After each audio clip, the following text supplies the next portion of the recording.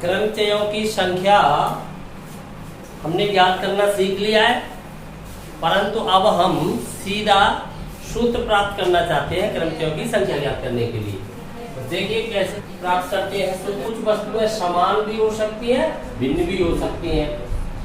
आपकी कुछ वस्तुएं कैसी हो जाएं? समान। समान का मतलब समरूप, एक जैसी, एग्जैक्टली द सेम, हूबहू।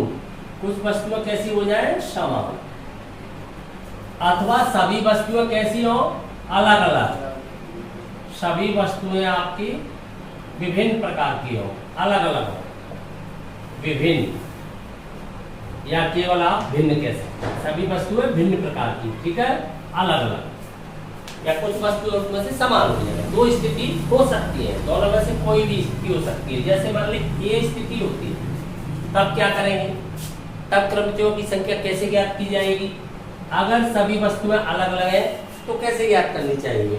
तो पहले विचार करते हैं, सभी वस्तुएं अलग अलग है तो इसमें दो स्थितियां उत्पन्न होती हैं। एक तो आपको पुनरावृत्ति के लिए कहा जा सकता है, पुनरावृत्ति संभव है, पुनरावृत्ति यहाँ पर होती है वस्तुओं की, ऐसा कह दिया जाता है, पुनरावृत्ति होती है। दूसरी स्थिति ये कह सकता है, पुनरावृत्ति नहीं होती। पुनरावृत्ति से क्या तात्पर्य है? दी गई वस्तुओं में से किसी भी वस्तु का कितनी भी बार प्रयोग किया जा सकता है। समझ गए? पुनरावृत्ति नहीं होगी तब क्या करोगे? किसी एक स्थान को आप भरोगे तो दूसरे स्थान के लिए एक वस्तु की कमी हो जाती है, अर्थात उसे एक से अधिक बार प्रयोग नहीं किया जा सकता है।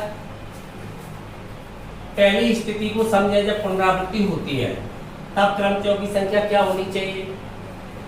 तब क्रमचयों की संख्या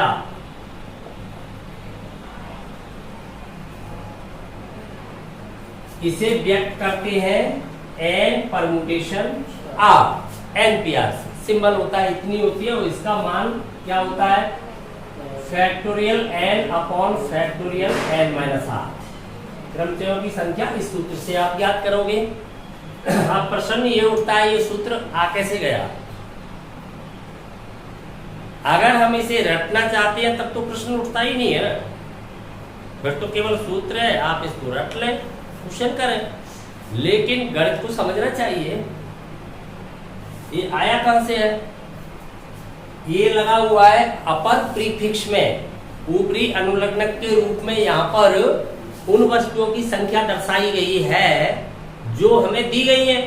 तो दी गई वस्तुएं कहाँ दर्शाई गई हैं? ऊपरी अनुलग्नक तो दोनों ही है, ये अनुलग्नक है, ये पूर्व लग्नक है। पहले लगा हुआ है तो पूर्व लग्नक, बाद में लगाते हैं तो अनुलग्नक, ऊपर लगाते हैं तो ऊपरी, नीचे लगाया जाता है तो निचला, निम्न। तो यहाँ पर ये क्या हो गया? ऊपरी पूर्व लग्नक, अर्थात क्या बोला जाए इसे? अपर प्रीफिक्स। इसे क्या बोला जाए? Lower suffix. क्लियर? तो ये ध्यान रखना, लोअर सफिक्स में क्या लिखा जाता है? जिन वस्तुओं का यूज करना है, जिनसे हमें संग्रह अर्थात क्रमचय, विभिन्न विन्यास बनाने हैं, उन वस्तुओं को कहाँ रखा जाता है? लोअर सफिक्स में। और कुल वस्तुएं जो दी गई हैं वो कहाँ रहती हैं? अपर प्रीफिक्स में। क्लियर? तो पी क्या कर रहा है यहाँ पर? पी यहाँ पर परम्यूटेशंस बता रहा है, कितने विभिन्न विन्यास प्राप्त होंगे, कितने क्रमचय। प्रत्येक प्रकार ही तो एक क्रमचय है। क्लियर? तो ये सिंबल समझ में आ गया? ऐसा सिंबल क्यों बनाया है? NPR का अर्थ हुआ n वस्तुओं से r वस्तुएं लेकर बनाए जा सकने वाले क्रमचयों की संख्या। कैसे प्राप्त होती है? Factorial n upon factorial n minus r। कैसे आया है फॉर्मूला? इससे पहले इसका बैकग्राउंड जानते हैं। आपको 5 अंक दिए गए, एक उदाहरण से समझिए, और आपसे कहा गया था 3 अंक की संख्या बताइए कितनी बनेगी। तुम क्या करते थे? ये काम करते थे। इससे पहले सूत्र नहीं था तब। 3 घटनाएं मान लेते थे, इकाई अंक वाली घटना, दहाई अंक वाली घटना, सैकड़ा के अंक को भरने वाली घटना। तीनों स्वतंत्र घटना एक साथ घटित हो जाती, गणना का गुणन सिद्धांत। लगा के ज्ञात करते थे। तब यहाँ पर पुनरावृत्ति नहीं हो रही है, इस कंडीशन में पुनरावृत्ति हो रही है। पुनरावृत्ति नहीं हो रही है वाली कंडीशन में आएंगे ये, तो पुनरावृत्ति हो रही है बाद में बात करेंगे, पहले पुनरावृत्ति नहीं हो रही है वाली कंडीशन का फॉर्मूला है ये सेकंड वाली बात। तो पुनरावृत्ति नहीं हो रही है, तब आप क्या करोगे यहाँ पर बताइए। आपने यहाँ पर 5 तरीके यूज किए, तो यहाँ पर कितने रह जाएंगे 4, यहाँ पर क्या हो जाएंगे 3, यही काम करते थे ना। अब ये ऑटोमेटिक करेगा इस काम को। क्रम गुणित क्या होता है? क्रम गुणित तो होता है प्राकृत संख्याओं का क्रमवार गुणनफल, क्रमिक गुणनफल। तो क्रमिक गुणनफल जब मैं कराऊंगा तो 5 के बाद कौन सी आएगी? एक कमी हो जाएगी। फैक्टोरियल ओपन आप करोगे, यहाँ से आपने फैक्टोरियल 5 इस सूत्र में लगा दिया टोटल नंबर को। आपको 5 नंबर्स फाइंड है, परमुटेशन आपको 3 नंबर्स का सेट तैयार करना है। तब आप इस फॉर्मूले को ओपन करोगे तो फैक्टोरियल 5 अपॉन फैक्टोरियल 5 माइनस 3, यही हो जाएगा ना। अब यहाँ पर देखिए फैक्टोरियल 5 को ओपन करोगे तो 5 इंटू 4 इंटू 3 ऐसे चलेगा। लेकिन आपको पता है कि 3 नंबर्स की संख्या बनानी है, तो 3 नंबर्स की संख्या बनाने के लिए आपको 3 तक ही रखना है ना नंबरिंग, 5 4 3 आगे नहीं बढ़ाना है। तो आपने क्या कर दिया, n और r अर्थात 5 और 3 के अंतर वाले क्रम गुणित से डिवाइड कर दिया। इसको डिवाइड करने से क्या हो जाएगा, 3 तक जब ये जाएगा 3 नंबर तक 3 बार ओपन होगा, जैसे ही अगले नंबर पे जाएगा क्लोज हो जाएगा, ये इसको लेस कर देगा। समझ में आ गई बात? क्योंकि हमें केवल 3 ही घटना चाहिए। अब तुम कहोगे 4 होती तब ये 4 तक जाता, आप यहाँ पर अंतर करते तो 1 पर अपने आप क्लोज हो जाता। 2 नंबर होते तब 2 तक ही जाता, क्यों 5 और यहाँ पर 2 आता, फिर आप यहाँ पर क्या लगाते 2 लगाते, तो 3 नंबर को लेस कर देता है। समझ में आ गई बात? तो अंतर के बराबर नंबर बचेंगे, उन्हें ये क्या कर देगा, लेस कर देगा ऑटोमेटिक। यहाँ पर हम किस में प्राप्त कर रहे हैं नंबर, मल्टीप्लाई में। अपनी घटनाएं स्वतंत्र है, किसमें चल रही है, मल्टीप्लाई में। गुणन सिद्धांत, गुणन को बैलेंस करने के लिए किसकी आवश्यकता होती है बताओ? गुणा को बैलेंस किससे किया जाएगा? आपकी कोई संख्या है, यहाँ पर मान लीजिए 6, इसमें गलती से गुणा हो गया है 5 का, आपको बैलेंस करना है, तो किससे बैलेंस करोगे इसको? भाग से बैलेंस कर दोगे तो नंबर पे नो इफेक्ट। अगर आपकी संख्या है 6, गलती से इसमें 5 जुड़ गया है, आपको बैलेंस करना है, किससे बैलेंस करोगे? माइनस से। अगर माइनस हो गया है तो प्लस से, अगर मान लीजिए स्क्वायर हो गया है तो स्क्वायर रूट से।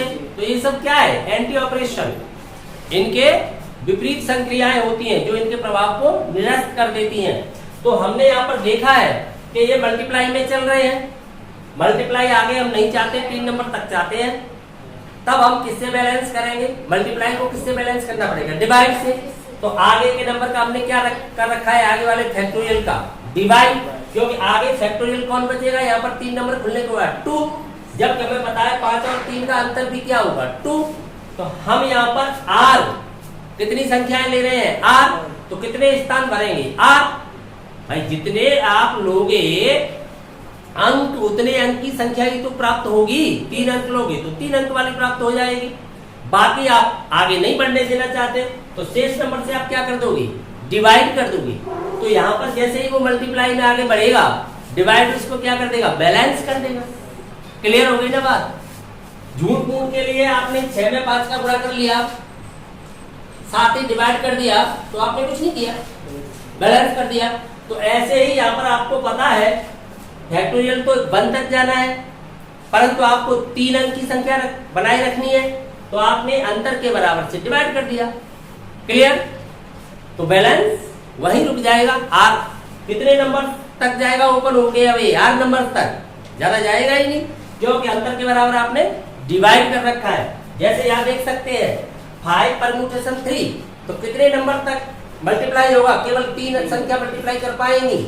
r के बराबर मल्टीप्लाई 3 के बराबर मल्टीप्लाई कर पाएंगे, 5 4 3, आगे अंतर के बराबर से डिवाइड कर दिया है, 2 और 1 प्लस। समझ में आ गई बात? तो इतने नंबर तक ही मल्टीप्लाई आपको मिल जाता है, इसलिए फॉर्मूला क्रम गुण से एडजस्ट हो गया। क्लियर? कोई शक? अब दूसरी स्थिति देखते हैं, जब पुनरावृत्ति होती है। जब पुनरावृत्ति होती है तब इस फॉर्मूले का प्रयोग नहीं किया जा सकता। क्यों नहीं किया जा सकता? क्योंकि जब पुनरावृत्ति हो जाएगी तब क्या होगा, आपके नंबर तो 3 रहेंगे पर 5 5 5 ऐसे चलेंगे, जबकि आपका फैक्टोरियल ऐसे नहीं चलता। फैक्टोरियल हर बार एक कम कर देता है नंबर को, तो फैक्टोरियल वहां पर यूज नहीं हो सकता। तब आप कौन सा नियम लगाओगे वहां पर? गुणन नियम। गुणन नियम कैसे बनता है? गुणन नियम किस में कन्वर्ट हो जाएगा? जब एक ही नंबर बार बार मल्टीप्लाई करता है तो क्या बना लेता है, जितनी बार मल्टीप्लाई करेगा उतनी घात बन जाएगी उसकी। ये हम पहले से जानते हैं। जैसे मान लीजिए यहाँ पर 5 5 5 3 बार मल्टीप्लाई करेगा तो 5 की पावर कितनी हो जानी चाहिए? 3। तो सीधा सीधा घात नियम बन जाता है वहां पर। तो जब आपकी पुनरावृत्ति हो रही है तब कितने हो जाएंगे कुल परम्यूटेशन आपके? n, आपने r नंबर्स लिए हैं, r का मतलब 3 नंबर्स लिए हैं, तो n की पावर क्या हो जाएगी? r। तो क्रमचयों की संख्या क्या हो जानी चाहिए? n की पावर r हो जानी चाहिए। क्लियर? अब ये बात पूरी समझ में आ गई है तुम्हारे लिए? चलो अब इधर आ जाइए। स्थिति ये आती है कुछ वस्तुएं समान हो जाए तो क्या करोगे? समान हो जाएगी वस्तुएं, मान लीजिए इस प्रकार से अंक आपको दे दिए जाए 1 2 2 2 3 4 5। बताइए कितने अंक है? 2 को 3 बार यूज किया गया है, गिन लो ना। 3 3 6 1 7। क्यों 2 बार यूज किया तो 5 में 2 बढ़ गया, 7 हो गए। तो n की वैल्यू तो 7 बोल रही है, n तो यहाँ पर 7 है, परंतु वास्तविक रूप में अंक 5 ही है। अर्थात 5 ही ऐसे अंक हैं जिन्हें बदलकर संख्याएं बदली जा सकती है, अलग अलग संख्या प्राप्त की जा सकती है। अब मान लीजिए आपने एक संख्या बना ली, 3 अंक वाली संख्या आपको तैयार करनी है। यहाँ पर स्थिति पुनरावृत्ति है या नहीं है, दोनों को एक बार देखें। देखने से ही तो, समझने से ही तो पता चलेगा यहाँ पर वास्तविकता क्या है। पुनरावृत्ति नहीं होती है। मान लीजिए आपने यहाँ पर कोई एक अंक भरा, तरीके आपके पास 7 है। इस समय आपके पास कितने तरीके हैं? 7। सैकड़ा की तरफ से भरे या इकाई की तरफ से, 7 तरीके हैं, 7 संख्याएं हैं। अब आप बताइए, एक संख्या की कमी आ गई, एक अंक की।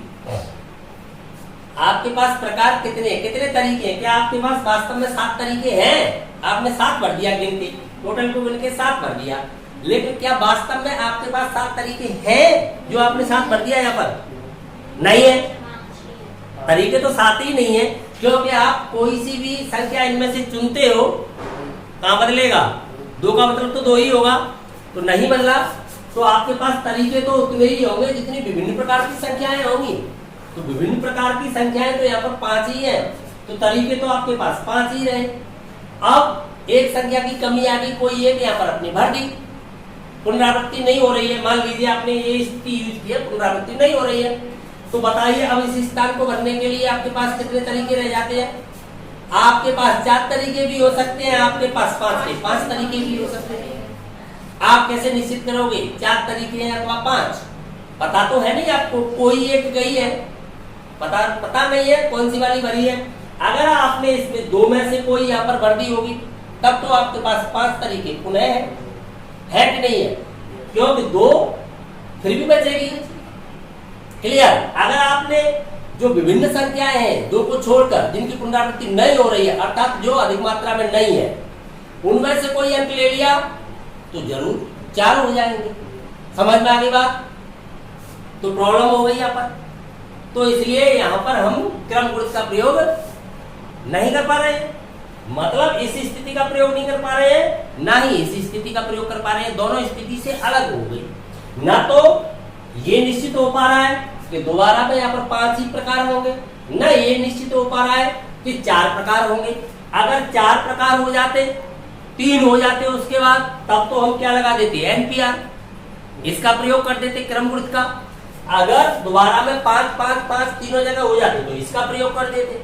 तो ये दोनों स्थिति का प्रयोग नहीं कर पा रहे, क्योंकि हम ये निर्णय नहीं ले पा रहे कि ये वाली स्थिति उत्पन्न होगी या फिर ये वाली स्थिति उत्पन्न होगी। यहाँ पर दोबारा में 5 भरा जाए प्रकारों की संख्या या फिर 4 भरा जाए, दोनों में से कोई भी हो सकता है। तब ऐसी स्थिति में क्या करना चाहिए?